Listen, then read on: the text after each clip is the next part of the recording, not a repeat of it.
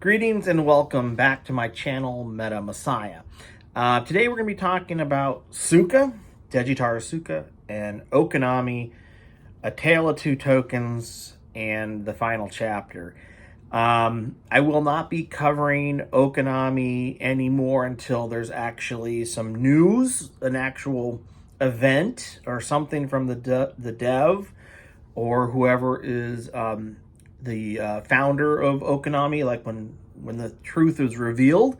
So this is going to be my last video until then. When something big happens, the big news hits, I will be back. Just letting you know. I'm going to be focusing on some other projects in the meantime, still checking in on the community and so on. Still part of the community, don't worry. I just don't want to cover anything else until at least my prediction may come true.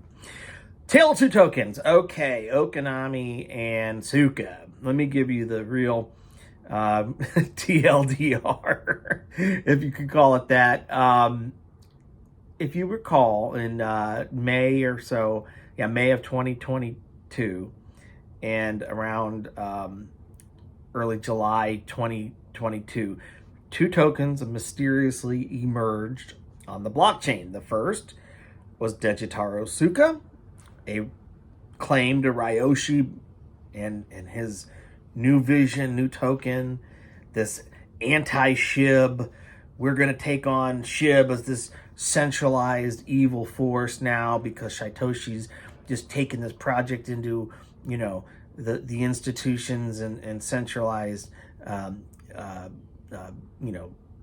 enemies of DeFi.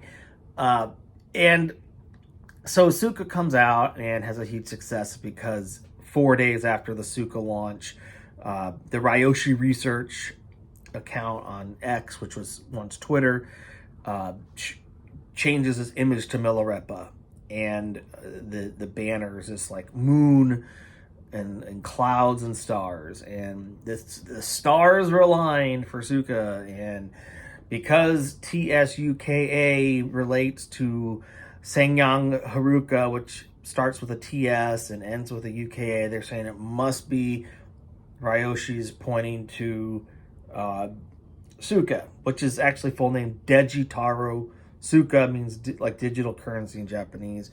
It also has a meaning Suka, like the hilt of the blade, the handle or the hilt or whatnot, and Japanese origins there as far as the linguistics go. So Suka takes off, reaches very high market cap in a short period of time during an awful crypto winter. And, it's all Ryoshi, okay? This thing is taking off with lots of influencers and whales stepping in. And so, we have this, Ryoshi story going on. Not 30 days after the Ryoshi research. Actually, it's kind of interesting because it's about 40 days after Ryoshi research updates on I have to check that date. This might be important.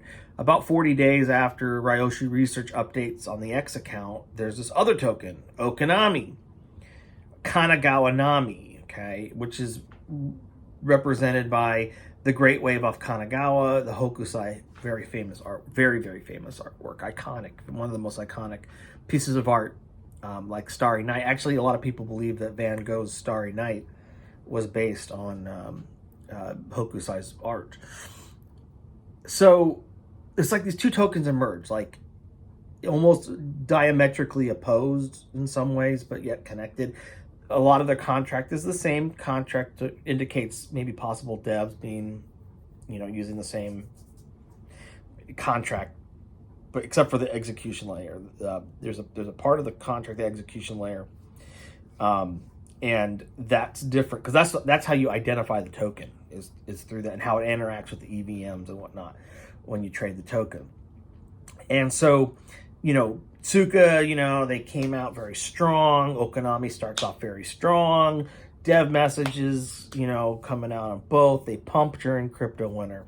Two big stories. They're actually some of the most interesting stories during crypto winter because not a lot was doing this until Pepe. And so eventually, as it goes with Okinami, at the end of 2022, December 2022. There's nothing. The dev goes silent, leaving this message, the surge, and not too much after that, and then you don't hear from him ever again, except with these things you kind of see on the website updating. I mean, there's some stuff going on with Okinami's website, constantly on and off, the ENS and whatnot. But Suka is just plugging along. Their community is just growing. They are gearing up for the bull run, and then all of a sudden today, okay, and this is April 2nd, 2024, right before the Bitcoin halving, one of the LP pools, not the LP gets drained significantly. They ran off with it. Somebody ran off with it. It could only be a dev, or if there are team members working on this that set up that liquidity pool, took out LP and a lot of selling. As I've said before, I think there are some nefarious forces in Suka, and I'll double down on that hypothesis. I think that Okinami is the true Ryoshi project, not Omikami. Omikami, I think, is playing off of all this to try to steal this narrative because it came out around the same time period. Okinami, Kanagawa Nami, and given that the Okinami deployer wallet was created 40 days before the Shib wallet, the Shib deployer, okay? 40 days before Shib's deployer, you have Okinami's deployer wallet.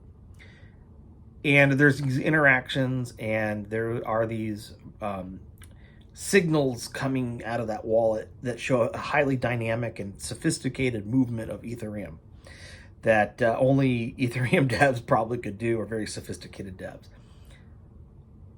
In my opinion, there were people who were once part of the ETH Foundation or ETH devs that splintered off, had connections in the industry, and when Ryoshi founded Shiba Inu, he was able to work his connections and got some of these ETH devs to help him build Shiba Inu, which is one of the most successful DeFi projects of all time. A token with starting liquidity pool under 4,000, between 3 and 4,000, and grows to be this now, top 10 token. And it's an altcoin now. It's no longer a meme coin, but one of the huge success, huge ecosystem.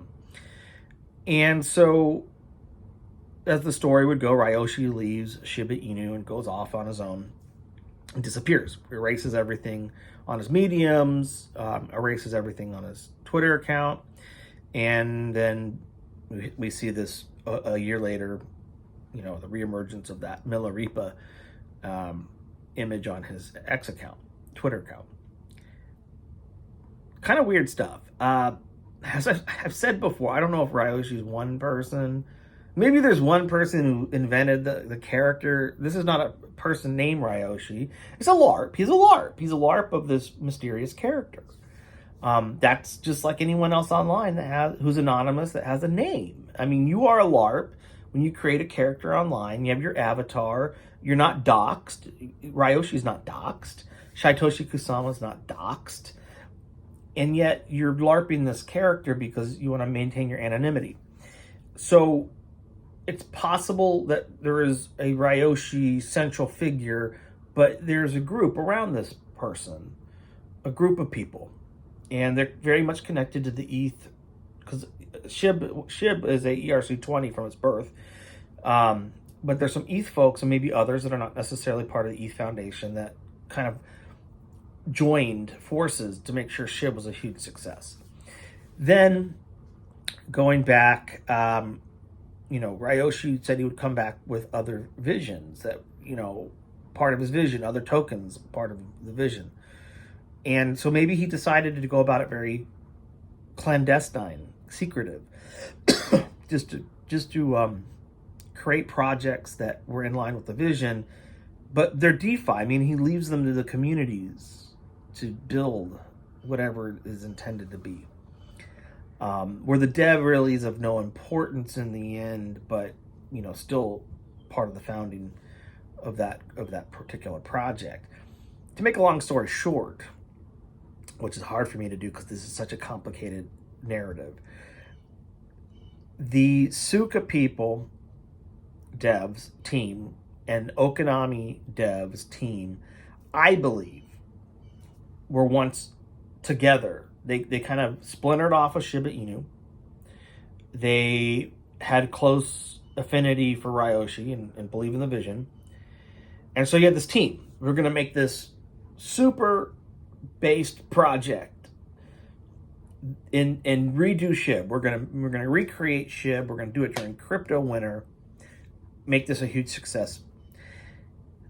I believe that they intended to create one project, okay, and I believe it was Okinami. That was the plan. But what happened was there was a schism, meaning they broke apart. And the reason for that is these Suka devs went off very anti-Shitoshi, very anti-Shib. I've been in their chats. I've been in their Telegram in a long ways back. Did not like Shiba Inu. There's big animosity towards Shiba Inu with a lot of the people. Not necessarily all, but, disillusioned with Shiba Inu and so on. And so the Suka folks saw that there was this opportunity. Okay.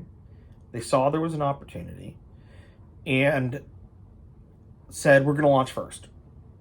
They ran with it, got their foot out the door first, betrayed the team, okay? And this is interesting because there's this one aspect of the whole story where why would Ryoshi research update to Milarepa, the moon, the clouds and the stars, if their intention was just to favor Suka? The 4 days is very interesting. 40. I think they have this affinity and this closeness to Ryoshi in a way that they may kind of communicate or do communicate. And Ryoshi's like, okay, I'm going with what I'm going to do and updating. This is time to happen. But it was 1 year. I mean, if you think about it, there was anticipation perhaps that a year after him disappearing, this was going to happen. So they probably anticipated this event on Twitter, made sure to get that token out first. Things aligned for them. They could become very successful. They draw a lot of people, a lot of big, deep pockets to get this thing going. And now, after all this time, they're showing the true colors. They betrayed Okinami. They betrayed that team. They stole what Okinami was going to be coming out the gate. And now they're showing their community who they are. They fleeced the community with this. This is a big event. I mean, this is a shocking event for Suka. It's big news. I would lose complete faith in this project. I'm sorry. I've lost complete faith in the Suka project. I would not buy it. I would not touch it. I don't trust it. Okay? Maybe these people left Suka and they say they're no longer there. Maybe there's a rebirth of that project that could happen. Until we see certain things happen, I don't believe that we're there yet. And I think that this project is plagued, at least for the time being, with nefarious actors within it. I mean, the writing's on the wall. They pulled LP. They sold. They were up. They pumped. They got that big old pump right here during the bull market and crashed. And it could crash some more. They could be waiting for like a rebound and then gives them a little more exit liquidity and boom, even some more. This is a devastating drop in the coin. And so they still have a decent market cap and all that. And they have like 1.5 million, which is a very small liquidity ratio to the amount of market cap now that they've pulled some. But I really don't have much faith in Suka at this time. But I would call to them and say, hey, whoever's left in Suka, I know there's some good people in Suka. I'm sure there's some good team members there. I'm sure Suka right now is like, what are we going to do?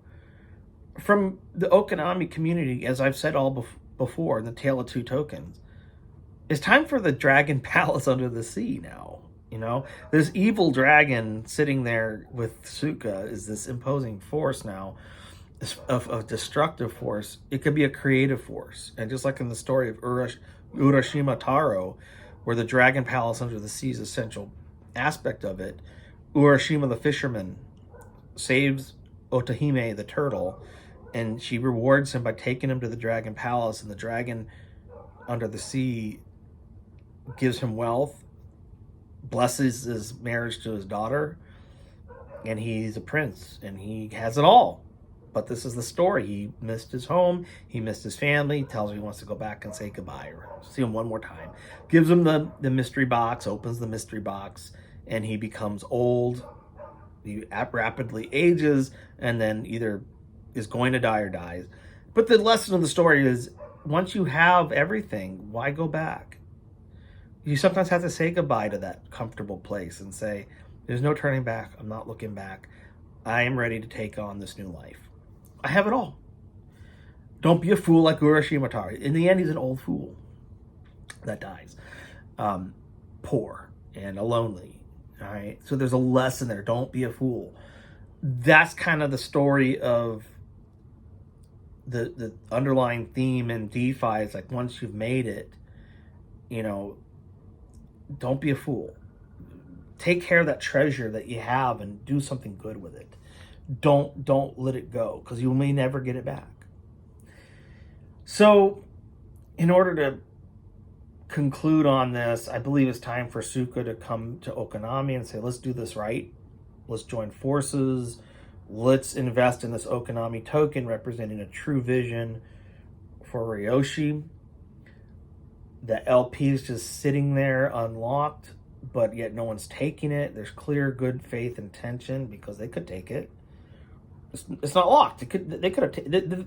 Okinami recently pumped up over 4 million. There was an opportunity to take a lot more liquidity, and yet they did not. And that says something. I don't know what the dev is waiting on. I've said hold the line at 5 million. Perhaps that's true, but maybe this is the event with Suka that could be the event with Okinami where everything comes together. There's a time of a gathering, a time of a collaboration, a time of joining, a marriage, sort of like Urashima and Otahime. And don't forget, Otahime is the daughter of the dragon. So the dragon and the fisherman, the dragon, Suka, the fisherman, Urashima Taro, they're supposed to come together. They were meant to always be together. I think what ended up happening was Okinami probably saw all this happen, and that these devs betrayed them, and they're like, what the heck? That's half of our team, or that's the team is split, and they stole our thunder, and this is discouraging. So they still went with their plan. They still, you know, are planning hopefully to do something, but I could see that as a discouraging setback. But they still stayed the course until the end of December 2022, and the surge now going on from, you know, March 13th, 2024 till 2-3 years. There's a lot that could be done with the surge.